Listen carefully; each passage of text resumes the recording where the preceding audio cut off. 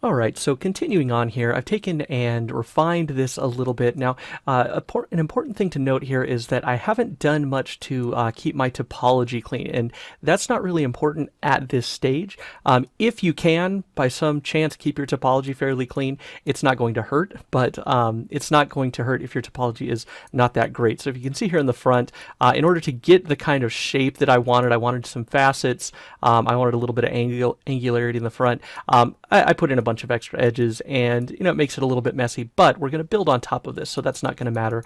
And then same kind of thing here in the back, where I've got some odd topology the way the scoops around in the back, but it's not really critical to the way that this is going to work, because what we're looking at here is just the overall silhouette. So we're looking at how this is from the side, we're looking at how it looks from the top and from the front, and then in a perspective as it's descending down. To do its job, we want to see, some kind of nice silhouette with that. So I think this is what I've come across that I like, just experimenting around with the stuff that we've looked at in the previous videos. So now what we're going to do is let's have a look at how we're actually going to flesh this out a little bit. And before I actually start building a more solidified exterior that's going to work for kind of a finished model, I wanted to show a little bit of what's going on the inside. So what I've done here is we're going to go ahead and hide the fuselage, and you can see that I have actually fit in 3 full levels of space here. So I'm going to start here. Let's hide the couple of levels here. So the very lowest level is space for the crew. So this only has space for 4 people. It's got bunks, it's got eating area, it's got bathroom area, pretty much everything that they would need.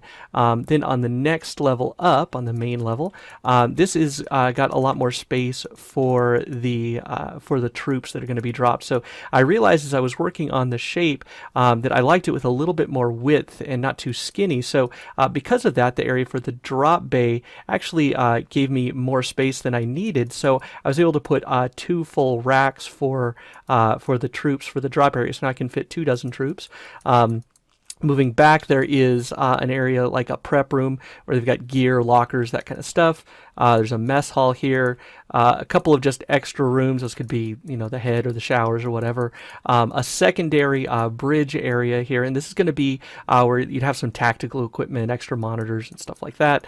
And then this is the main cockpit, which if I bring the characters in, you can see they fit in there.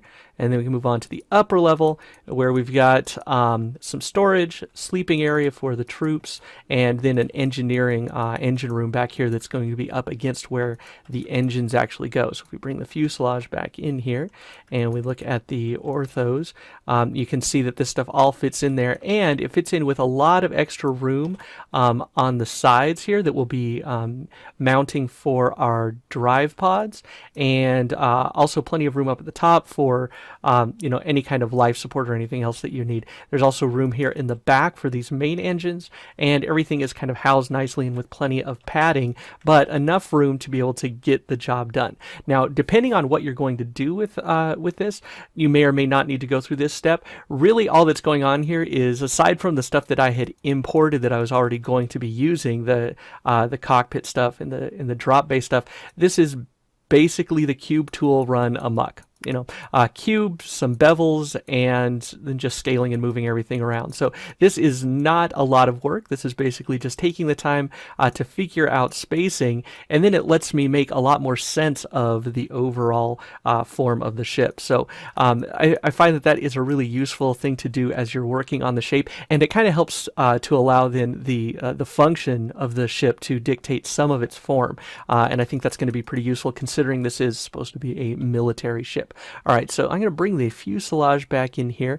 And then the other thing that I wanted to show here, and this is pretty useful if you're working on an interior-exterior kind of mix, the topology tab actually works very well to give you a good visualization of this, because you can see with all of my interior stuff selected, that's now visible, and you can see it through the main body. So this allows you to have kind of a good X-ray view of what's going on, and you can see where I've got extra space here fore and aft that will be for weapons. Midship will be for the mounts for our drive pods, which I can bring the drive pods back in here, and then aft, I've also got plenty of space here for engines. So good to let me know what kind of space I have as I start working on this. This will also help me to know where my doors are going to be for my drop bay.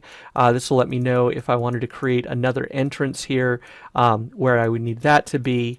Maybe forward or on the midsection here. And yeah, so now we're going to continue on, and for the moment I'm just going to hide all of the interior. Now we're going to actually look at creating something that's going to be more usable geometry for this ship. So let me go ahead and hide the engines, and I'm going to make a new mesh item, which we'll call hull. And this is where we're going to start actually putting in the pieces that will end up being the finished pieces for the whole. So as I was working on this roughed out version, there are some things that I liked about the shape and some things that I did not. But knowing that we're going to come in here and build on top of this allows me to have that flexibility to move more quickly in that ideation phase. And you can think of that as your, again, like your thumbnail sketches. This is going to be grabbing a napkin and a pen and just starting to doodle some things out. You can do the same thing here in 3D. And so in not very much time at all, I was able to crank out actually quite a few different versions here and decide on the one that I liked. So what we're going to do is we're going to look at the parts that I think work pretty well. I like this top surface here, and I like most of the sides. I'm not super happy with kind of the guppy rounding part down here, so I'm going to actually solidify that a little bit. And then I'm not real happy with the kind of rounding down here. So the nice thing is when we're working with topology, in the topology tab here, you can really easily go in and just kind of gloss over the things that you don't like and keep in the stuff that you do. So what I'm going to do is I'm going to start across the top of the ship here. And I'm going to start just with the pen tool. And what I'm going to do is I'm just going to mark out one big chunk here with just one big panel.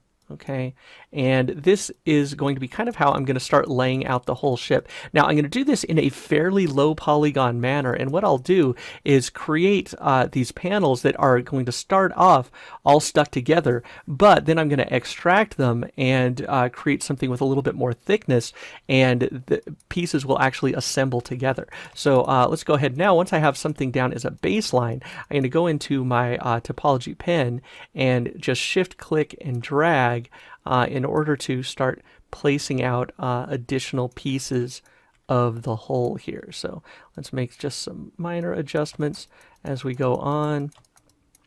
And in the middle here, I'm actually going to bring these up all the way to meet. Now, I may or may not want that. I might want some space in the middle, but I think for now that will be okay. So now I can shift and right click to pull an entire group of polys, so an entire edge loop forward. And what I'm going to do is I'm going to pull these loops all the way down to kind of right behind the main area for the cockpit. And I'm not looking at creating a lot of geometry here. I'm looking at keeping this fairly simple because now we're looking at cleanup. Now, if you're doing this for something like a game engine, this would be where you're taking and reducing your poly count in order to get something lower poly for game. Now, in this case, what we're doing is we're creating something lower poly to allow us to have more flexibility in the next stage when we start to add subdivision surfaces and to put this in something that has a lot of detail with the hull plating. All right, so I want to be able to actually create something that you get the feel that it's actually assembled, and this is going to allow me to do that. So let's go ahead and clean up through here. And I think that's as far back as I'm going to go here. So now I'm going to come down the sides. And at some areas you may want to add in some of the rounding. At this point though, I'm not going to. I'm actually going to leave these all as kind of straight big faceted edges because I can go in and put those things in later as either I make connections between the panels or as I create kind of a big sweeping panel, maybe in this case, that is going to connect several of these pieces together. So I'm not going to worry much about actually making any rounding at this point. So this is where you can go and take some real time to figure out how you want the structure of your ship to work. So if you want to create something that that you want to be able to have control over, you know, how it was actually manufactured, you get the feel that this was actually in fact manufactured, then this is a good time to do that, because you can start to think out you know, what you're going to be working on. Now in this case also, I want to kind of take and give myself enough work room here to be able to you know, have the pieces that I need. So let's go ahead and do that.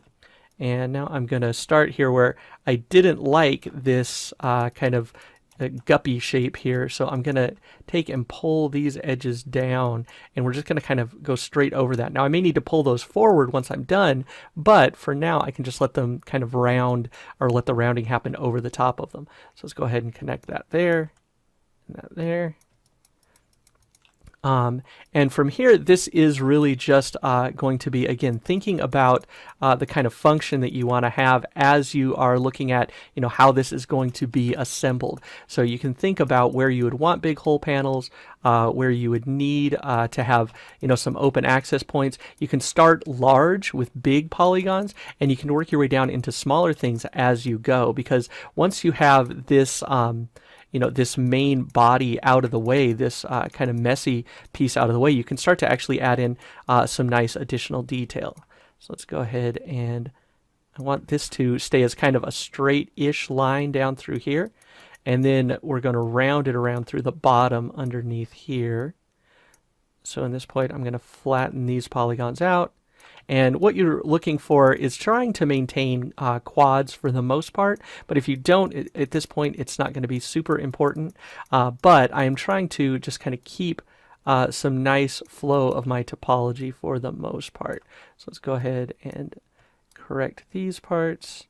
And as you go, make sure that you do snap pieces together. As you're working in symmetry with the topology tool, or the topology pen tool rather, you may notice that sometimes it won't snap to your existing geometry, one part to another. So it's a good idea to kind of check and make sure as you go that that is happening. All right, so let's go ahead, and I'm just going to finish up the forward part of this, kind of back to the midsection, and then we'll pause and skip ahead and talk about how we're finishing this. So let's go ahead and be careful here so we don't snap down to the wrong piece.